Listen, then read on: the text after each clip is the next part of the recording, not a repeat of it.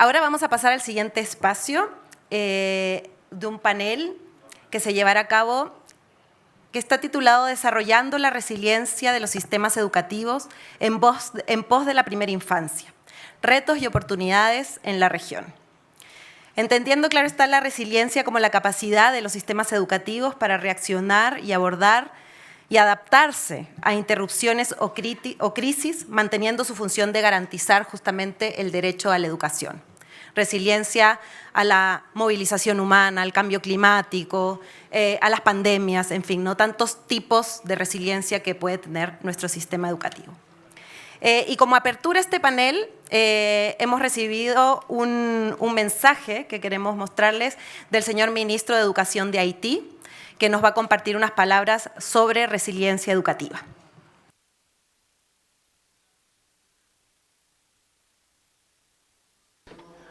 Representantes de las organizaciones civiles, colegas y amigos de la educación, señoras y señores, permítame saludarlos a la iniciativa de este encuentro regional del Centro de Intercambio de Conocimientos de Innovación para la América Latina y el Caribe. Hace un momento que tenemos esto en nuestra región y particularmente en Haití, atravesamos desafíos sin precedentes. Quiero agradecerles muy amicalmente al gobierno de Guatemala por habernos recibido y a nuestros socios del CNDI, de SUMA y del OSO por su involucramiento inefectible en favor de la educación inclusiva y equitable. En Haití, la resiliencia del sistema educativo se entiende como la capacidad de garantizar la continuidad y seguir con los esfuerzos, incluso si hay inestabilidad política, catástrofes naturales, inseguridad, pobreza. Esta resiliencia es vital, porque la escuela es el lugar solo donde hay seguridad para los niños haitianos.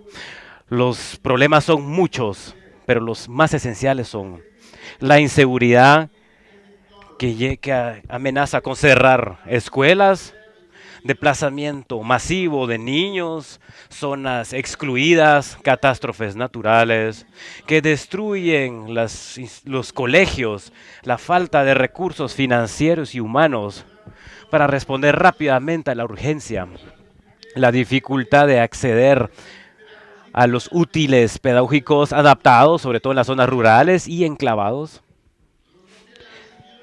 Hay que reforzar la resiliencia, hay que invertir en la formación de los profesores, diversificación de los métodos de aprendizaje, como radio, soporte numérico, imprimir hojas, movilización de comunidades, para que la educación quede siempre posible, incluso en la adversidad.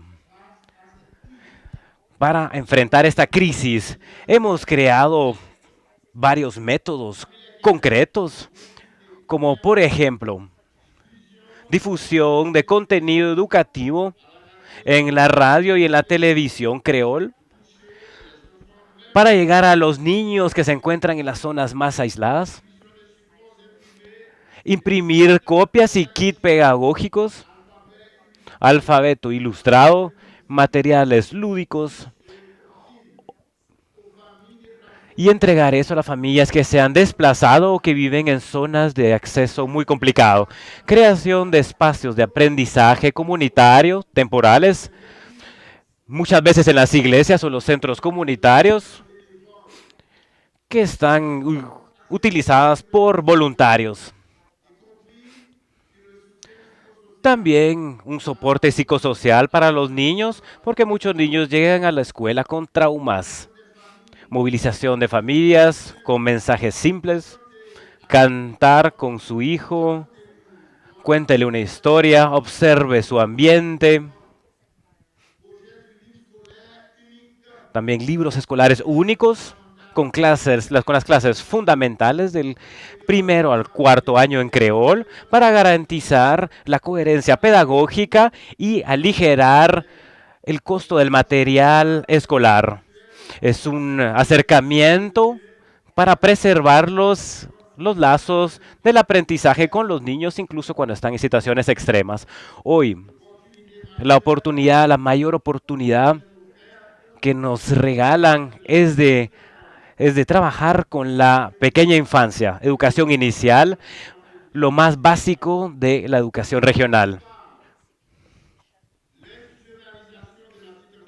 Tenemos que trabajar con la educación básica de los niños como base, dándole recursos y políticas dedicadas a desarrollar mecanismos institucionales de continuidad pedagógica para cada colegio y que cada colegio pueda afrontar estas crisis y que tenga apoyo físico también. Hay que reforzar el apoyo físico-social para los niños porque la salud mental es la base de todo aprendizaje. Crear un fondo regional de respuesta rápida para la educación, capaz de movilizar recursos desde las primeras horas a la hora de una crisis. Necesitamos un acercamiento intersectorial articulando el mundo universitario, el gobierno y la comunidad para compartir innovación, currículos adaptados y protocolos pedagógicos. Construir métodos de seguimiento de aprendizaje fiables y que sean continuos, donde los profesores puedan asegurar un financiamiento equitable y priorizar a los niños vulnerables, sobre todo los que viven en zonas rurales o afectados por crisis. Podemos actuar juntos con la cooperación y la seguridad regional para que podamos combatir y tener un sistema resiliente para los niños del país. En conclusión, en Haití la escuela es un gran problema, pero es un espacio de esperanza. Incluso si todo está mal alrededor de él, no pedimos caridad, pero pedimos cooperación, compartir, solidaridad. Estamos listos a experimentar, a aprender de nuestros hermanos de América Latina y el Caribe y a compartir también con el apoyo del GPE, de Suma, del OSDO y de nuestros socios. Tenemos una oportunidad histórica de transformar el sistema educativo a partir de la base de la pequeña infancia. Muchas gracias por su atención y que sigan con este esfuerzo enorme a favor de la educación. Gracias.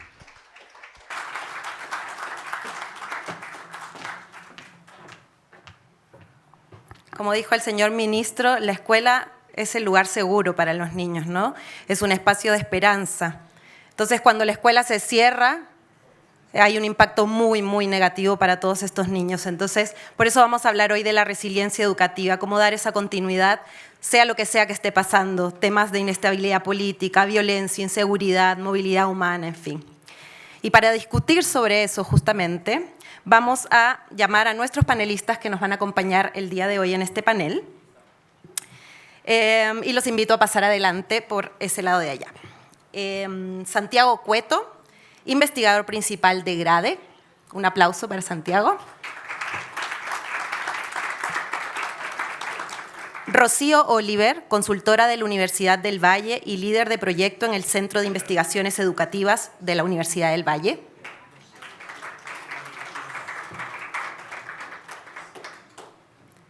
Hervé Boursicot, o Boursicot, ¿no? Director General, Oficina Nacional de Cooperación Educativa de Haití. Y el señor Curtis King, Ministro de Educación y Reconciliación Nacional de San Vicente y las Granadinas. Y para moderar este panel, invitamos a Lisa Sargusin, especialista técnico senior de la Unidad de Gestión del Desarrollo de la Educación de la OEX. Un aplauso para Lisa también y a nuestros panelistas.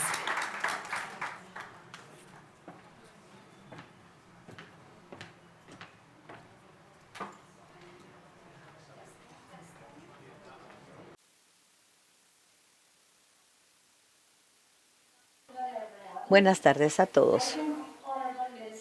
Honorable ministro de Haití, puso el tono para nosotros.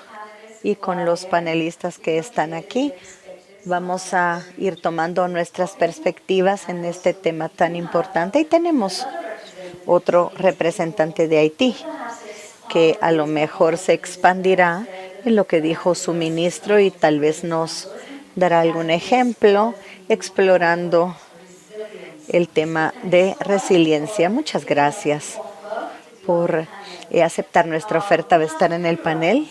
Tenemos 3 rounds. En el primero, todos van a responder la misma pregunta en desafíos. En el segundo round, va a haber una pregunta específica para ustedes. Y en el tercer round o ronda van a contestar la misma pregunta con respecto a oportunidades, fortaleciendo el sistema de educación.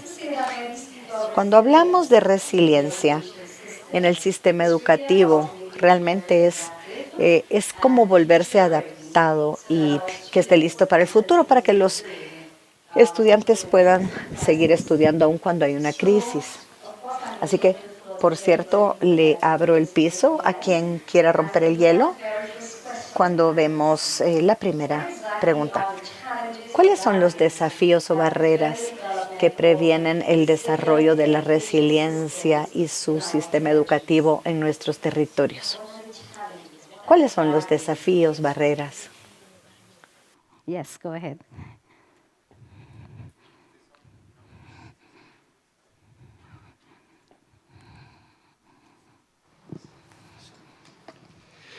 I'm going to speak in Spanish. That's okay. Okay. Yeah.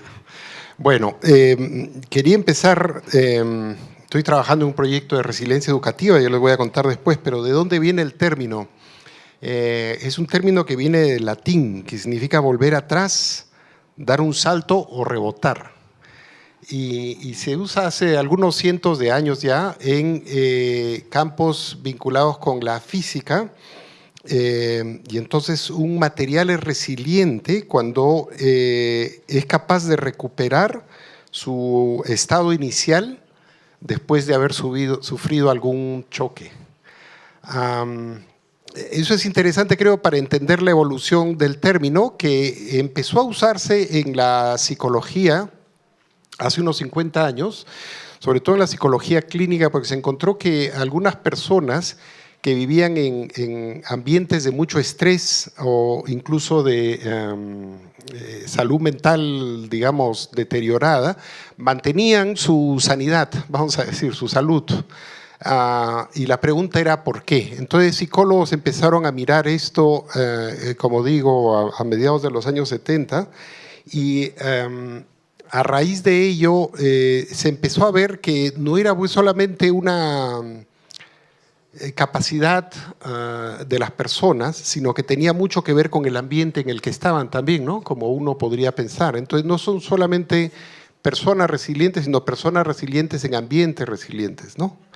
De la psicología salta entonces al campo de la educación, y si ya hablamos, y me he explicado de la evolución del término, no solo de individuos y ambientes, sino que podemos hablar de sistemas educativos resilientes. Y entonces encontré una definición en un texto reciente que dice que la capacidad de un sistema educativo resiliente le permite absorber, resistir y adaptarse a las alteraciones mientras asegura la continuidad de sus funciones vitales. Hay un par de cosas interesantes aquí. Una es alteraciones. Entonces, alteraciones son de todo tipo y yo creo que vamos a hablar más de eso en las siguientes rondas. Y lo segundo es lo de funciones vitales. ¿Cuáles son las funciones vitales de un sistema educativo? Uno podría decir la primera es que se mantenga el servicio, que se siga ofreciendo el servicio de alguna forma. No tiene que ser presencial, como hemos visto durante la pandemia. Pero yo creo que eso es insuficiente. Con la presentación ayer de Rujmini y la que hemos escuchado de otras personas, creo que no basta con asistir, atender, decir estoy matriculado, sino que es necesario aprender. Y entonces yo digo que en las funciones vitales tiene que verse no solamente temas de asistencia, de presencia, de intercambios entre docentes y estudiantes, sino también de aprendizajes que se ajusten a lo que permite a lo que pide el currículo. Ya me marcaron rojo. Gracias.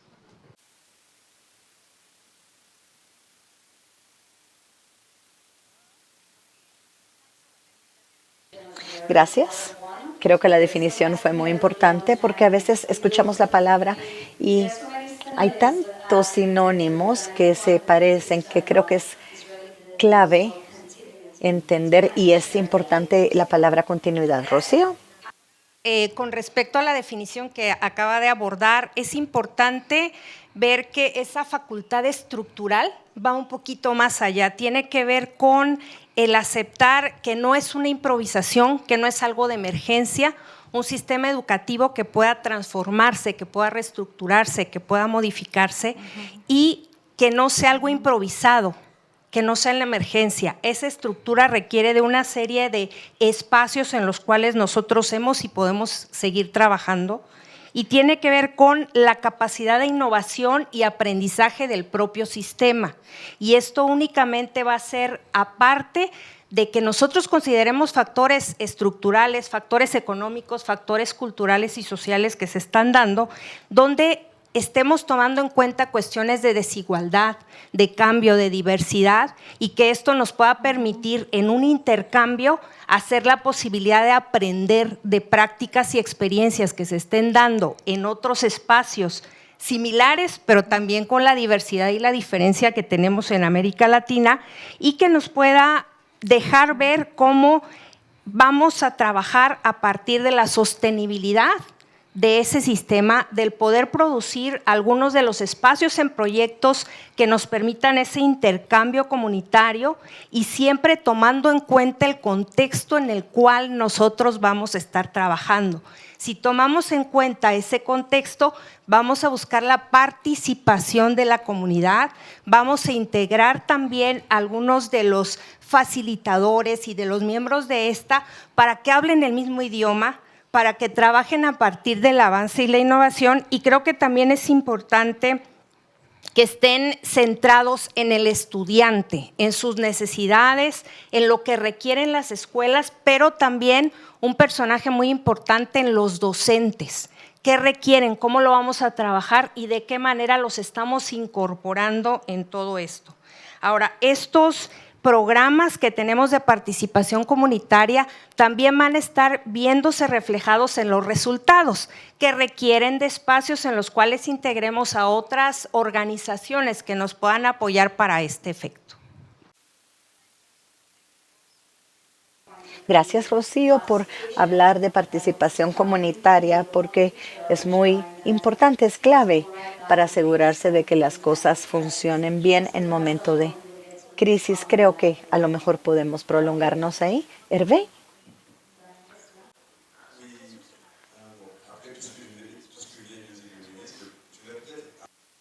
Después de todo lo que he escuchado, quisiera abordar la resiliencia con una mejor comprensión del contexto en el que se encuentra un alumno que es el profesor y director de escuela.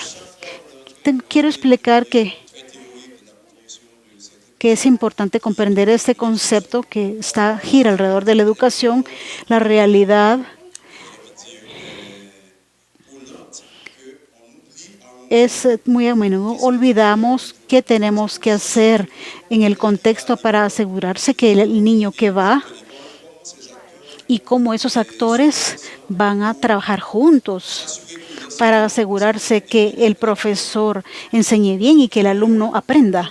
El contexto haitiano es muy complejo. Por el momento estamos tratando de decirnos en la capital tenemos las pandillas y en el interior tienen muchas preguntas y también tenemos esta historia de la condición de huelgas y también hay alumnos que no están atacados por las pandillas, pero los alumnos no pueden aprender porque los maestros no llegan. A veces tenemos lluvias, tenemos también problemas de infraestructura, tenemos catástrofes naturales también. Es decir, que tenemos muchas situaciones que explican que donde no hay pandillas y donde no hay seguridad, tenemos otros problemas. ¿Qué tenemos que hacer? Tenemos que actuar rápidamente porque para saber qué necesita el alumno. Formamos a los profesores, pero a medida que avanzamos tenemos esa necesidad de actuar en la urgencia y tenemos que asegurarnos de que cada actor pueda jugar su rol. Pero cuando hablamos de resiliencia hablamos solamente a los alumnos, pero cuando tenemos un terremoto tenemos que hablar también de los profesores, porque los alumnos no tienen casa, pero los profesores también. También el director se quedó sin casa. Entonces nos preguntamos, trabajamos con el tema psicosocial, nos fijamos en los alumnos, pero también olvidamos a otros actores como son los profesores. Creo que el contexto, ver cosas técnicas para asegurarnos que estamos obligados de actuar en la urgencia y trabajar en el contexto exige que comprendamos mejor por qué el colegio existe, por qué los alumnos existen y cómo ponerlos en mejor situación. No tenemos siempre las mejores soluciones. Tenemos que detenernos para saber el contexto. Tenemos que trabajar en el contexto para que los estudiantes aprendan y los estudiantes aprendan. No siempre es fácil.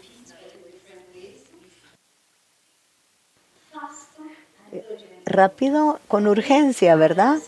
Y eso es clave cuando hablamos de resiliencia. Las cosas deben estar en su lugar para que podamos mover la bola. Y me encanta, claro, que hablas de los actores. Sí, es algo muy completo cuando tratamos de fortalecer nuestro sistema. Gracias por compartir de nuestra experiencia de Haití. Y sé que vas a compartir más cosas.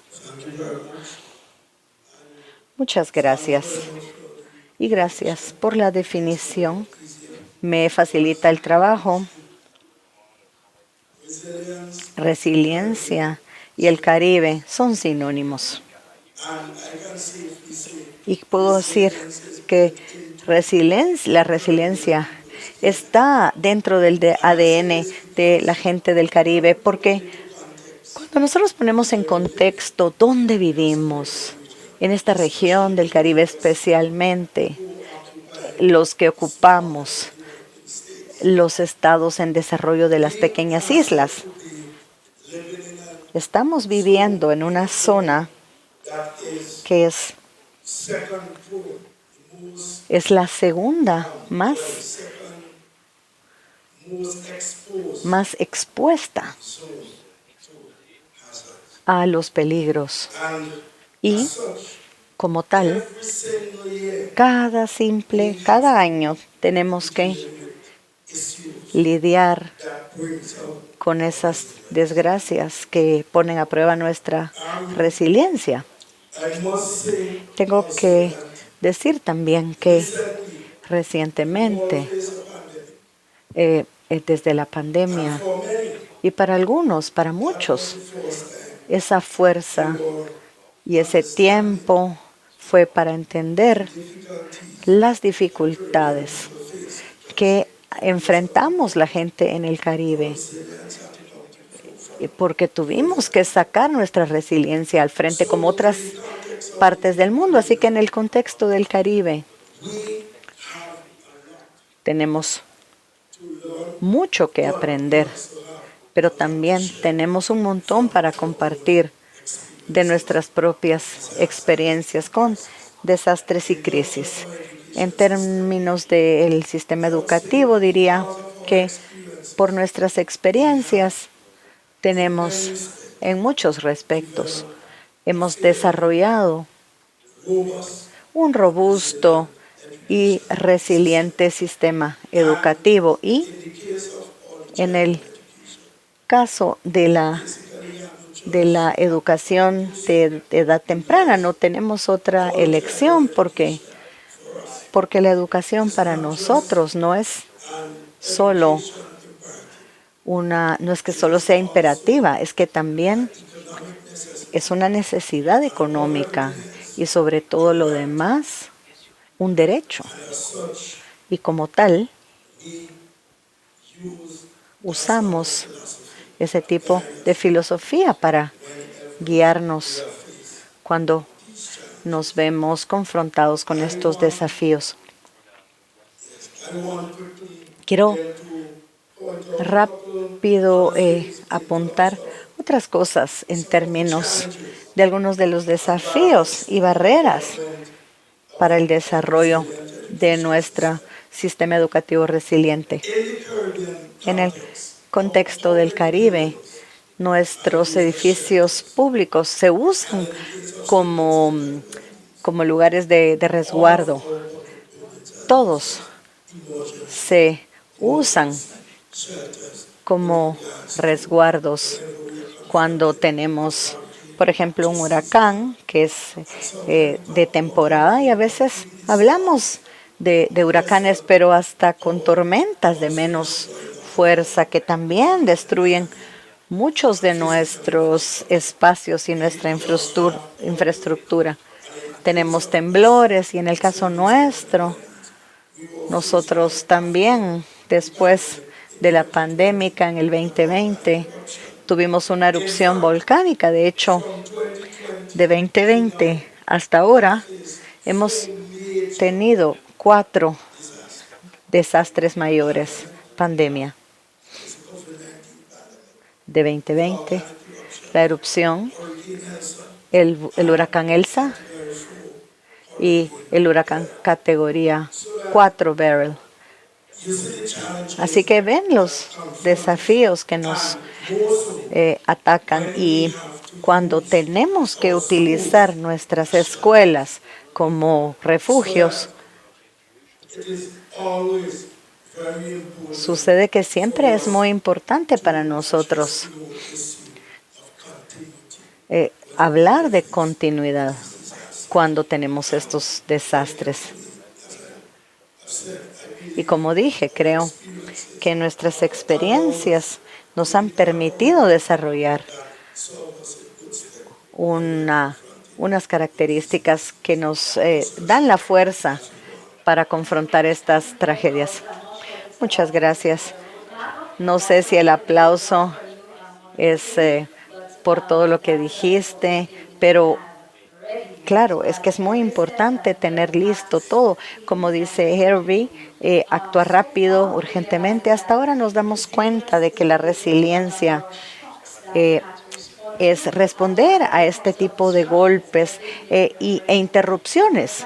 Usted hizo alusión a la violencia, que también es una disrupción al sistema educativo. Así que pensemos, y sí, en algunas de las islas es más por desastres naturales y cambio climático, pero hay otras realidades como en Haití y en otros lugares que afectan la continuidad del aprendizaje. Creo que hiciste muy bien en la primera ronda, y en este punto vamos a preguntarles preguntas específicas. En tu caso, Santiago, sabemos que estás trabajando en AdaptEd. Ayer no pudimos ver tu presentación, pero tienes ahora la oportunidad de contarnos qué ideas y prácticas identificaste en la resiliencia del sistema educativo en Latinoamérica y el Caribe. Muchas gracias. Sí, afuera está el póster y con suerte más tarde podemos conversar de él. No sé, a ver, veremos. Si la tarde permite. Sí, hemos empezado un proyecto que se llama Adapted y hemos empezado haciendo una revisión de la literatura, todo lo que se ha escrito, y hemos entrevistado a algunos actores, pero yo estoy aquí en parte para que me vean, me conozcan, y si les escribo un correo me respondan. porque quisiera hablar con muchos de ustedes sobre las interesantes cosas que están haciendo. Estoy muy de acuerdo con el ministro Curtis King sobre lo mucho que podemos aprender de lo que se ha hecho aquí. Una de las cosas que hemos encontrado es que cuando uno habla de resiliencia e interrupción de los sistemas educativos, lo primero que piensa es en el cambio climático y a partir de ello los desastres naturales que afectan, por supuesto, la continuidad del servicio. Pero hay otras vinculadas. Por supuesto, la pandemia nos puso a todos, vamos a decir, de cabeza. Ahora presentó Javier muy bien unas cifras sobre el número de semanas que se interrumpió el servicio educativo, pero si uno se pone a pensar, este tipo de, ya no pandemias, pero epidemias o crisis de salud han ocurrido durante mucho tiempo y llevan también a la pérdida de clases, a veces no de toda una región, puede ser de individuos, pero también es un tema que se tiene que tratar. Uno tercero que ha salido con mucha fuerza es el tema de la migración, que en este caso la estamos viendo sobre todo de los colegas de Venezuela, pero también hay, como se habló ayer, mucha migración de otros países. Un cuarto tema que lleva también a la interrupción de los estudios, que ha salido en las entrevistas y la revisión de la literatura, es toda la criminalidad y la violencia y todos los patrones, en fin, de pandillaje y lo que ustedes, como se pueda llamar en los países. Y finalmente las crisis políticas y económicas que a veces llevan a limitación del presupuesto, otras veces llevan a protestas que de nuevo interrumpen los servicios. Lo interesante de esto es que son 5 que les pongo ahora y quisiera escuchar si a alguien se le ocurre alguno más, por favor, encantados, pero no están totalmente desconectados unos de otros, ¿no? Eso es una de las cosas que sale inmediatamente. Y un ejemplo rápidamente, en un caso, un grupo, digamos, que migra, se asienta en una zona que no es considerada segura y viene una inundación y entonces se requieren servicios de atención. Es un tema de migración, es un tema de desastres, el desastre es natural y en el fondo está siempre rondando la pobreza. Gracias. Y ahora seguro que Santiago va a tener oportunidad de hablar más de eso. Rocío, creo que estás trabajando en algo muy interesante, educación acelerada y un programa de flexibilidad. A lo mejor no es específico para la primera infancia, sino mayores, pero cuéntanos de algunas prácticas que identificaste en la implementación de estos programas que a lo mejor pueden ser replicadas o adaptadas para asegurarnos de la continuidad del servicio para estos jóvenes que están vulnerables y en riesgo. Poblaciones que ya de por sí son resilientes y que ya viven así también. Nosotros trabajamos con una población en Guatemala que está relacionada directamente y son aquellos programas de educación extraescolar que están dirigidos pues a aquellos que no pudieron continuar su educación escolar. Y algo que se ha visto en estos programas como común es que son currículums flexibles, son currículums que permiten trabajar en diferentes horarios a partir de módulos y con una estructura que les da la oportunidad de que aquellos que no pueden tener espacios reservados para poder ir a la escuela puedan seguir estudiando, que es parte de un derecho importante. Otra, que están centrados en el estudiante porque hay un acompañamiento, hay una asesoría, incluso hay espacios en los cuales los facilitadores llegan a las casas cuando han faltado o cuando no han estado dentro de los programas para que continúen con su educación. Otra cosa que creo que también es importante y vimos como común es el fomento de la participación comunitaria que ya había mencionado, donde los líderes y aquellos que van a estar acompañando son nombrados como parte de la comunidad y trabajan incluso para poder dotarles de algunos recursos, no nada más financieros, sino por ejemplo también tenemos espacios en los cuales no hay luz y pone la comunidad una planta y les apoyan con esto para que puedan seguir estudiando y trabajando. Otra oportunidad también importante es que se proporcionan materiales tanto virtuales como físicos para que ellos puedan continuar. Y algo que también es importante es que se da una certificación permanente, no solamente a los que están participando, sino a aquellos facilitadores para poder formarlos en la estructura y la metodología que se está trabajando. Y algo que también nos parece muy importante en este caso con la Asociación Grupo Ceiba, que ya lleva aproximadamente y más de 15 años trabajando en estos modelos de educación acelerada y de educación extraescolar, es que lo hacen con jóvenes que han sido excluidos del sistema educativo, con jóvenes que tienen algún problema con la ley penal, con algunos que están en movilidad, migrantes y ahora con los que están retornando a nuestros países. Entonces, esto es también con la posibilidad que junto con el Ministerio de Educación, que hemos estado trabajando en esto, se puedan continuar con estos modelos flexibles para poder trabajar con estas poblaciones excluidas.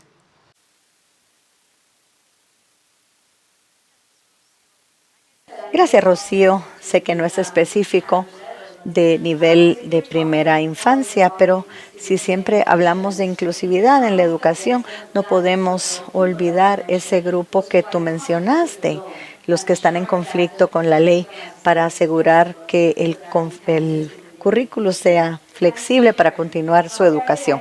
Ahora, Hervé, creo que tu ministro ya nos dio un poco de la foto de lo que sucede en Haití con las crisis.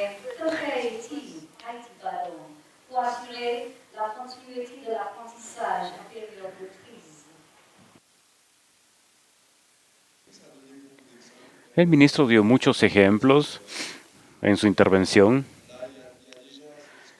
Ya hubo esa historia de movilizar a la comunidad con los radios comunitarios, pero son dispositivos que ya se movilizaron antes. Yo ahora, antes de que yo haya venido al nivel de la Dirección General de la Educación, siempre critiqué como investigador, siempre estamos esperando que el problema exista para encontrar una solución. Y en realidad hubiéramos podido movilizar estos dispositivos antes, evaluarlos, testearlos y estar seguro de que cuando la crisis llegue, vamos a poder disponer y haber de ya experimentado con lo que ya está disponible, ¿no? El problema es que con lo que pasó con el COVID, tuvimos la necesidad de decir qué hay que movilizar. Hubo módulos de formación que son disponibles. Todo el mundo llegó al numérico, pero no hubo solo la crisis del COVID, también habían habido otras situaciones anteriormente que exigían que pensáramos de una manera más técnica y buscáramos dispositivos para poder asegurar la continuidad de la escuela cuando no podemos movilizarnos. Yo pienso que todo lo que se hizo en Haití por el momento, con todo lo que es numérico, con el hecho de movilizar todos los útiles de intercambios a distancia como Zoom, etcétera, Google Meet, otros, son dispositivos que traen una solución porque permiten asegurar la continuidad, pero hubo un gran problema y es que estamos testeando dispositivos al mismo tiempo que ya está la necesidad, ¿no? Entonces, en Puerto Príncipe, 19% de la capital está ocupado por las maras. Los cursos de las universidades, todo se hace en línea, pero mientras que estamos testeando nuevos dispositivos y al mismo tiempo estamos en clases, ¿no? Entonces no son dispositivos que ya se probaron, que ya se movilizaron, con los que ya experimentamos antes. No conocemos los resultados, pero ya los estamos utilizando para enfrentar la crisis. Entonces yo soy un poco crítico de esto como investigador. Cometimos errores en Haití de esperar el problema para comenzar a probar las herramientas, mientras que hubiéramos podido encontrar alternativas antes para asegurarnos de que cuando el problema venga, las soluciones ya estén ahí. Lo que el ministro dijo es correcto, se está muy bien, pero estamos en una mala utilización de muchas cosas porque no son útiles que se hayan testeado antes. No tuvimos que haber esperado a que los problemas vinieran, tuvimos que haber pensado a esas soluciones antes. Creo que ese es el problema. Sí, creo que es importante porque anticiparse y prepararse para el riesgo es una cosa importante. Pero también vi que hablaste sobre los aparatos para los jóvenes y plataformas como Zoom y esas. Una de las cosas que puedo compartirte que estamos trabajando en OCS es un currículum que también se puede usar offline. Tenemos OECS, tienen un currículum, oficiales de ellos acá, y tenemos un desarrollo que está siendo ya aprobado y es algo de lo que nos enorgullecemos muchísimo. Si quieres conversar con ellos, nos encantaría compartirlo, pero entendemos que a veces buscamos en la tecnología algo que nos salve. Tenemos que hacerlo de tal manera que podamos también trabajar offline. Oí que habló de los radios. Estas maneras tradicionales de continuidad son importantes y vi también maestros que caminaban a las casas con materiales impresos para darles a los alumnos. Así que cuando hablamos de innovación, no es la innovación de los días modernos, sino son cosas que a lo mejor les llamábamos innovaciones en el pasado, pero gracias por compartirlo. Honorable Curtis King, sé que empezaste a trabajar de la situación en las Granadinas, pero cuando tienes todos estos desastres naturales, puedes compartir con nosotros cómo es que tu país se adapta y adapta su sistema para proteger a los alumnos y minimizar esas interrupciones. Sí, gracias. Sí, solo hablando de lo que acaban de decir, es importante siempre darnos cuenta que cuando estás aumentando la resiliencia, tienes que combinar los recursos que tengas. Y muchas veces, las cosas que sabes, las cosas viejas que usaste, regresan a ser útiles. Y si las combinas con nuevas tecnologías, y al final del día eres mejor porque las combinaste. En nuestro caso, teníamos casos en los que usábamos lo que sabíamos y usamos también tecnologías nuevas. Si tomamos, por ejemplo, el desafío con respecto al COVID, al principio no estábamos preparados. ¿Quién estaba preparado en el mundo para el COVID-19? Y, sin embargo, donde teníamos que tener continuidad. Bueno, pues primero, por el intento de parar el COVID, tuvimos que cerrar todas nuestras escuelas. Claro, lo cierras porque los niños estaban expuestos a esta interacción. Después tienes que hacer algo cuando están en la casa, así que tuvimos que movernos también para llevarles la educación en línea, pero no estábamos preparados para hacer eso de manera eficiente.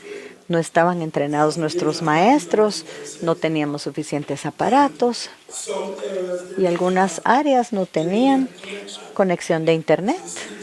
¿Ves el desafío? Así que tuvimos que regresar a los métodos viejos y probados, la radio. Y claro, tuvimos también que llegar a esa escuela en la casa donde producíamos materiales, lo empacábamos y los llevábamos a las casas. Otro componente crítico de eso es que muchos de nuestros alumnos van al colegio, solo van al colegio para sostenerse, para comidas que se les da en el colegio. Tuvimos que encontrar una estrategia para darles comida en sus casas. Y tengo, claro, y en este caso, tengo que reconocer que esto fue un desafío. Así que en términos del COVID-19, tuvimos que usar nuestra creatividad para asegurarnos de que y vamos a tener continuidad en nuestra educación. Y cuando llegó la erupción volcánica, ya nos habíamos pasado a una etapa en la que ya habíamos dado a cada niño desde los 6 hasta los 18 años un aparato en el colegio.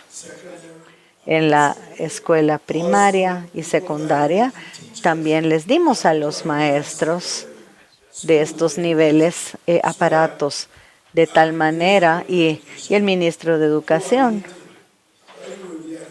Por cierto, establecimos una fuerza de tarea para la continuidad y recuperación de la educación.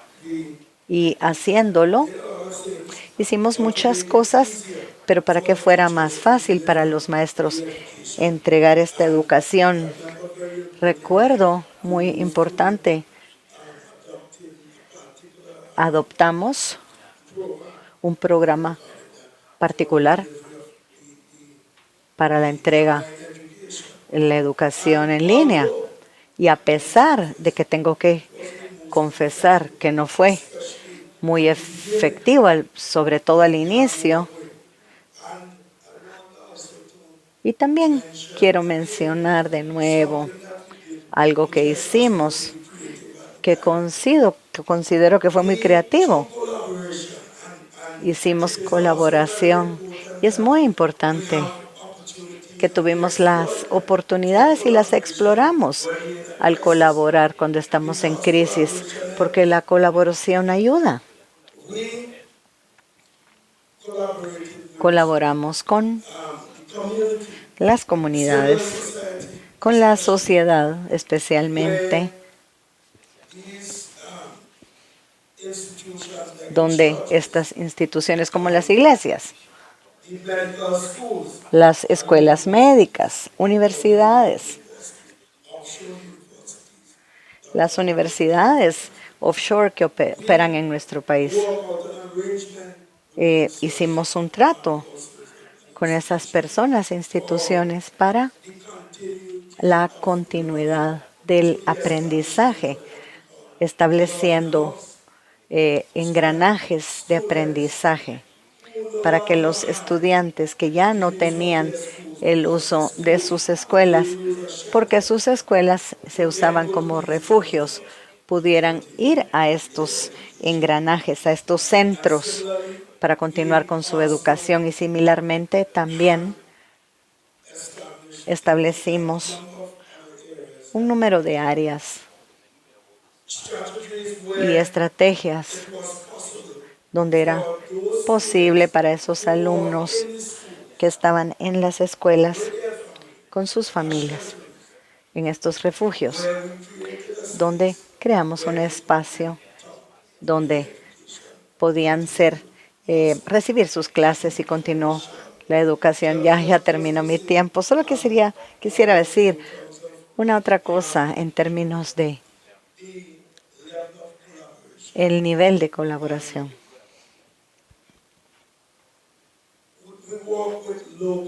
Trabajamos con agencias locales,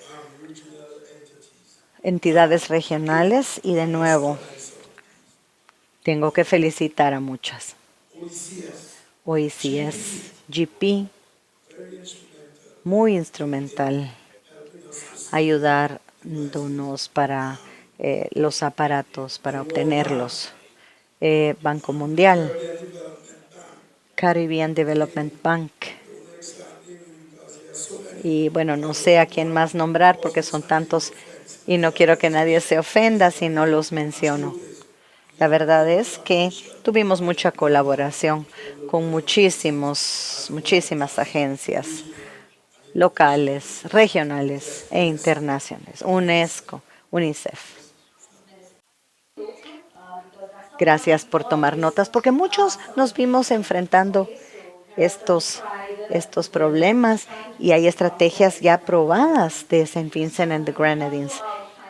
Y para nuestra ronda final, veremos las oportunidades No hay que ver todo como algo oscuro. ¿Cuáles son las oportunidades? ¿Cuáles vemos? Esas oportunidades que existen, que nos permiten para que nuestro sistema sea más resiliente, Santiago.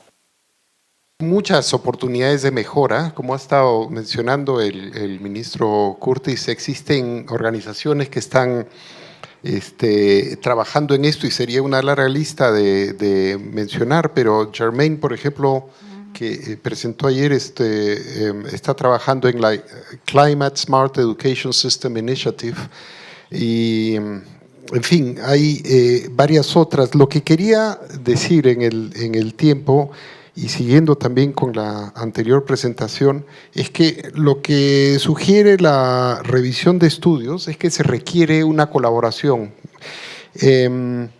dentro del Estado, para empezar. No puede ser solamente el sector educación, tiene que trabajar con transportes y comunicaciones, con salud, con economía, por supuesto, siguiendo con lo que presentó Javier antes.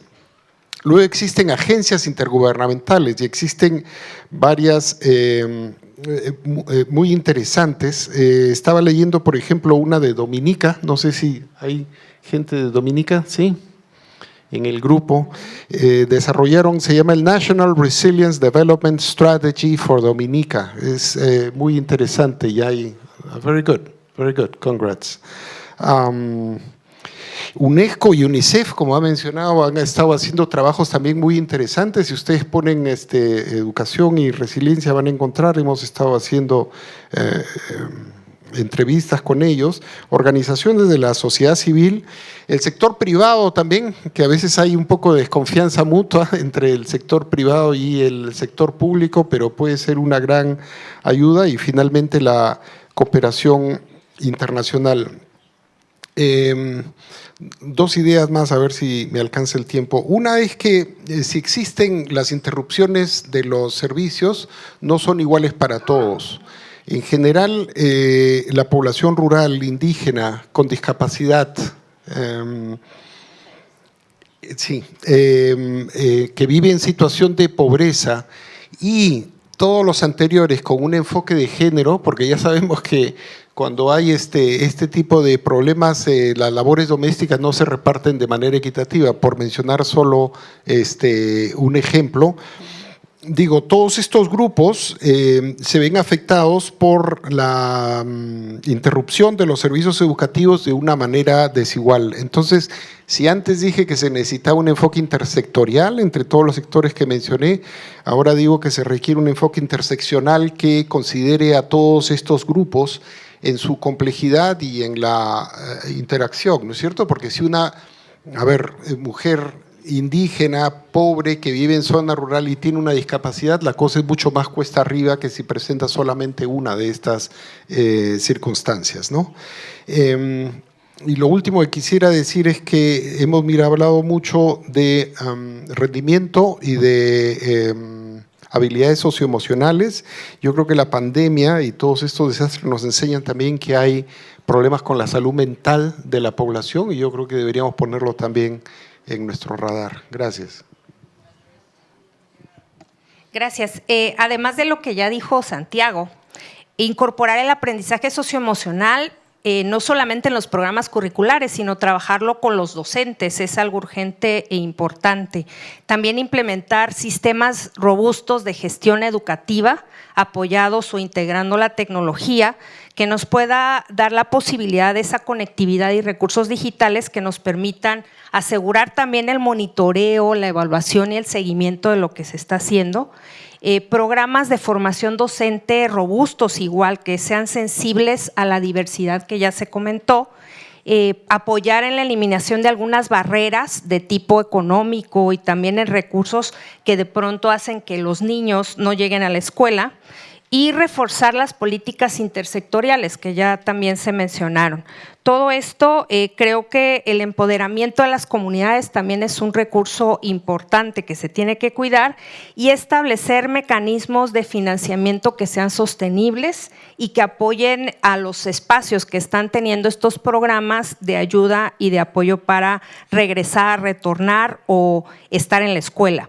Algo que también es importante es la creación de políticas integrales en las cuales la clave es la resiliencia, que no deje que se rompan estos ciclos de aprendizaje en todas las comunidades que están involucradas y, por supuesto, también el continuar con esa colaboración o comunidades de aprendizaje. Thank you, Rocio. Over to you, Hervé.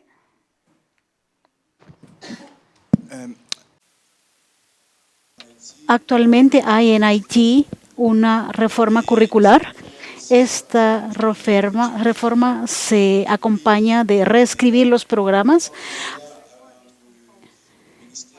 entre el ministerio y las asociaciones privadas discuten para reforzar el tema psicosocial en las escuelas y también estamos trabajando en el reforzamiento del CIGES, que trabaja con la recolección de información y el funcionamiento de la gobernanza, y también a nivel del presupuesto nacional, el gobierno actual aprobó, se duplicó ese presupuesto con relación a lo que teníamos el año pasado. Yo no sé si todos comprenden el fenómeno del programa humanitario que ha permitido que muchos profesores se fueron y el Ministerio de Economía y de Finanzas exigen que es trabajar para el déficit, para que los fondos sean disponibles para poder contratar a nuevos profesores. Y a nivel de estrategia, hemos trabajado en estrategias que han autorizado y esto ha permitido tratar a la cantidad de maestros que partieron, porque los 2 años que acaban de pasar, Haití conoció un desplazamiento masivo y sobre todo se van para instalarse en Estados Unidos y esto hace que la situación sea complicada. Entonces, tenemos un conjunto de hechos y de decisiones que estemos tomando para asegurarnos que la educación sea cada vez más eficaz y al mismo tiempo asegurarnos que los alumnos aprendan más.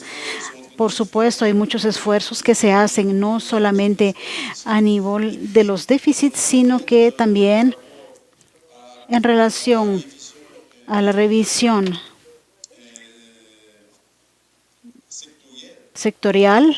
Estamos viendo qué fue lo que no funcionó en los últimos 5 años para trabajar cómo mejor operar los planes sectoriales para que las cosas funcionen mejor. Un conjunto de decisiones que permiten ir en el mejor camino en función de la resiliencia para que la educación pueda cumplir con su rol adecuadamente.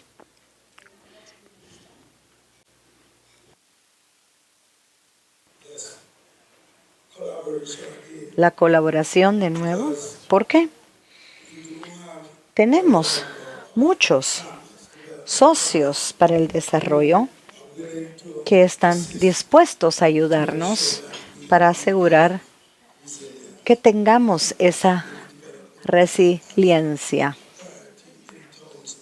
en términos de la continuidad de la educación, por ejemplo, la OECS y el proyecto POS, que se enfoca, es básicamente enfocado en todo y educación, pero quiero identificar la educación de la temprana infancia. UNICEF, a través de sus experiencias de la infancia temprana, UNICEF se esfuerza mucho para proveer este tipo de ayuda donde los estudiantes pueden estudiar en un ambiente socioemocional positivo.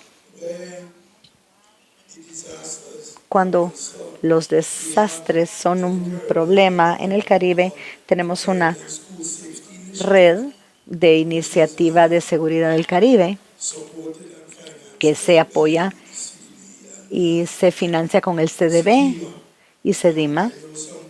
Y sé que algunos países ya están ahí.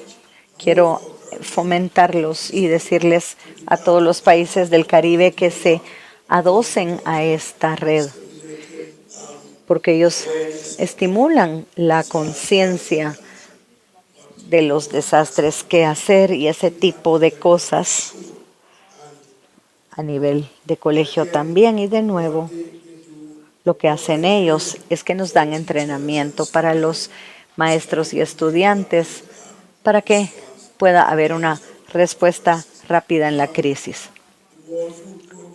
El programa de alimentos, hay un grupo que sale del World Food Program.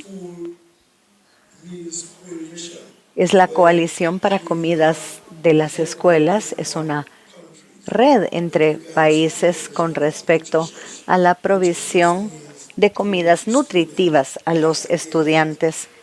Y de nuevo, esa es un área en donde podemos encontrar ayuda. Y no solo buscarla, porque creo que también tenemos algo que compartir. Es una red, es mutuo, es beneficial mutuamente. CDB, ya lo mencioné, BMTF, de nuevo, porque BNTF, esa entidad asiste al construir centros para la infancia temprana en el Caribe. Estas son cosas y organizaciones a las que podemos acercarnos y pedirles ese tipo de colaboración que nos beneficie a la larga. Gracias, panelistas. Gracias por compartir sus experiencias. Todo lo que dijeron es extremadamente importante. Estoy segura que tienen el interés de nuestra audiencia y seguro les van a contactar. Así que elaboren en algunas de las cosas que han compartido. Así que muchas gracias por estar acá esta tarde. Quisiera agradecer a los organizadores para asegurarse de que este tema estuviera en la agenda, la idea de la resiliencia desde temprano, porque estas son verdaderamente nuestras realidades. Gracias a todos.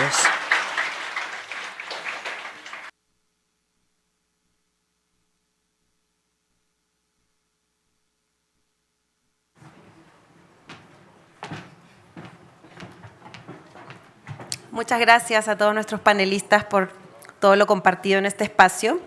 Y para cerrar este bloque de resiliencia, quería invitar a Murphy Luz James, presidente nacional del Consejo para las Personas con Discapacidad de Santa Lucía, para que nos comparta algunas reflexiones y mensajes claves sobre los desafíos que debe abordar la educación en la temática de discapacidad y resiliencia. Un aplauso.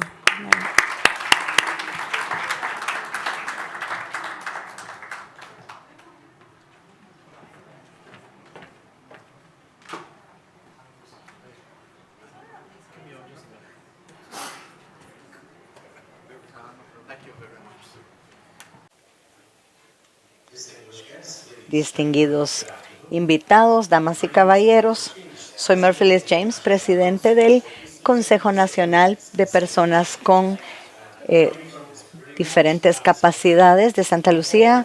Vi esta brillante discusión y todas las presentaciones que hemos visto. Quiero unirme al agradecer lo poderoso de este foro. Como persona con disabilidad, yo mismo represento a la minoría más grande del mundo. Naciones Unidas nos dice que más de 1 billón de personas en este mundo, 15% de la población global, tiene una capacidad especial.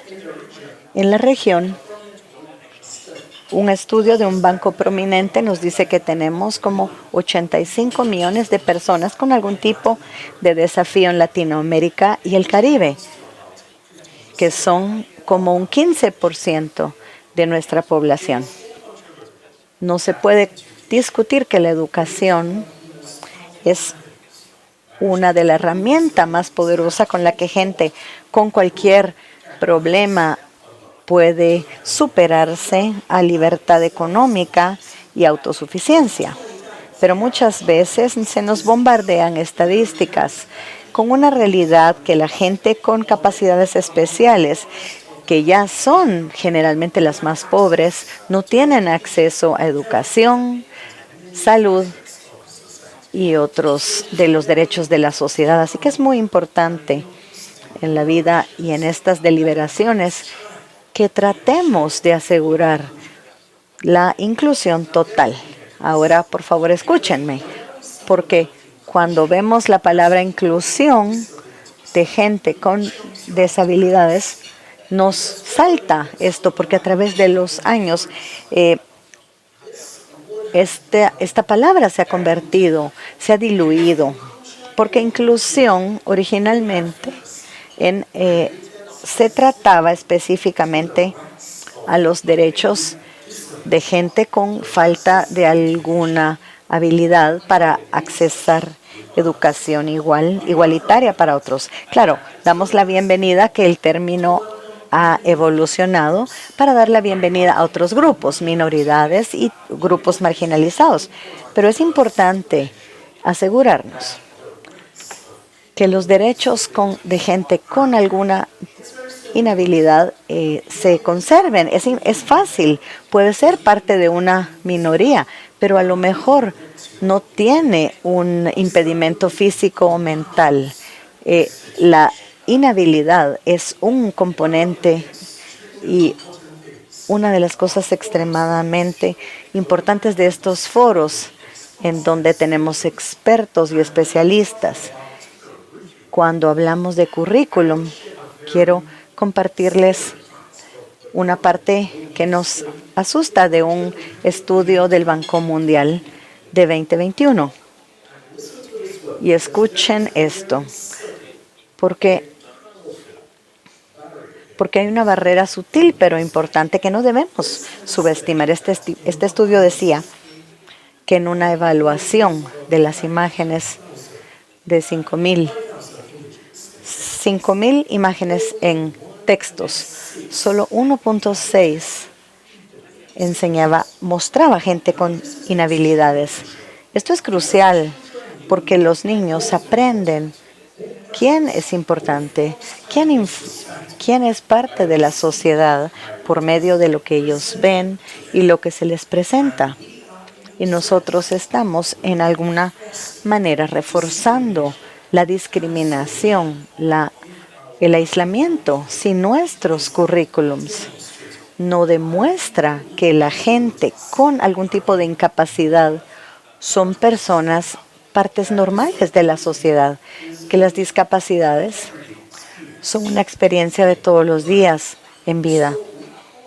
Así que llamamos su atención como líderes para tener esto en mente, que una reforma al currículum es importante. Tenemos que auditar nuestros currículums para asegurar de que cuando hay una política pública y habla de inclusión, que nuestros currículums también promuevan ese ideal. ¿Lo entendieron? Muy bien. Ahora, en términos de resiliencia, quisiéramos añadir a la definición, porque resiliencia no solo es rebotar. Claro, es bueno rebotar mejores o para un estándar más alto. Para muchas de nuestras personas con discapacidades que están excluidas de la educación, no es solo el currículum, no solo es recursos o maestros, es el ambiente, la falta de infraestructura física, la ausencia de cosas que nos ayuden, de la tecnología. Así que hay mucha reforma que tiene que suceder en nuestros sistemas de educación. Así que estoy emocionado que tenemos aquí a varios ministros públicos y oficiales de altos niveles para afectar este cambio. En nuestros datos es importante. No podemos pedir dinero de un donante si no presentamos datos fiables. Y hay un estudio muy poderoso conducido por la International Labour Organization, que mostró que las naciones falsifican de 3 a 7% de su GDP cuando la gente con discapacidades se excluyen de su fuerza de trabajo. Esto es grande y se puede medir. Así que es una buena medida asegurarnos de que trabajemos hacia el rango de empleo completo para la gente con algún tipo de discapacidad. Otro estudio demostró que en la región, donde un 23% de la gente con discapacidades completan su educación de bachillerato, un 53% de gente sin capacidades, sin discapacidades, no es lo mismo y seguramente no les va a sorprender que estos problemas no empezaron en high school, empezaron en el centro de la raíz y esto empezó en la niñez. Y esto sí que es clave para lo que hacemos. Así como el representante de una de las islas dijo que era importante identificar esto, tenemos que invertir los recursos necesarios en estas cuestiones tan importantes. Así que la discapacidad es importante. Quiero agradecer a los organizadores, a SUMA, a la OECS, GPE y todos ustedes, expertos y oficiales, por crear este espacio. Y quiero desafiarlos, una invitación a que si esto es un microcosmos de la sociedad, aquí tenemos una oportunidad para asegurarnos que por lo menos 15% de los participantes que están acá son personas con discapacidades.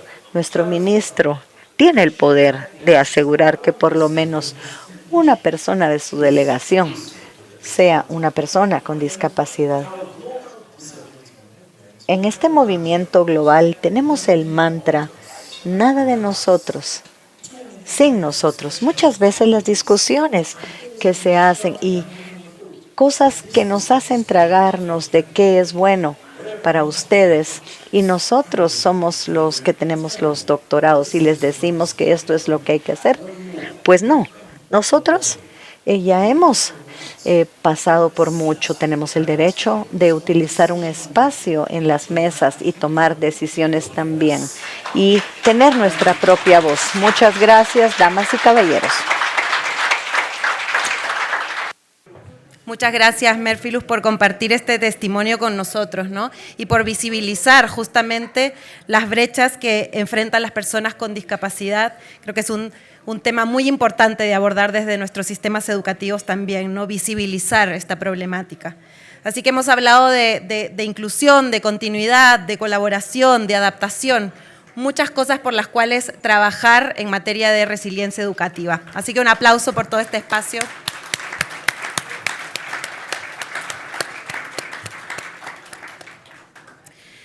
Y bueno, debido a la lluvia, el café vino a nosotros, a nuestras mesas, así que esperamos puedan disfrutar ahí el café.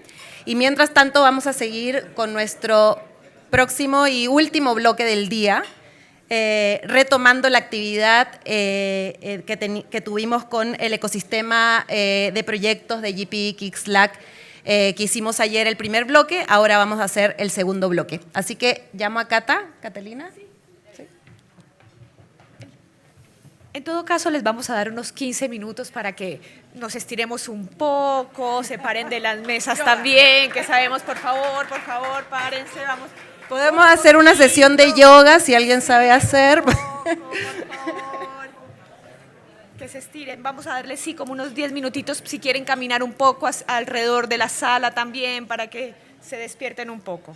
Y ya seguimos con eso.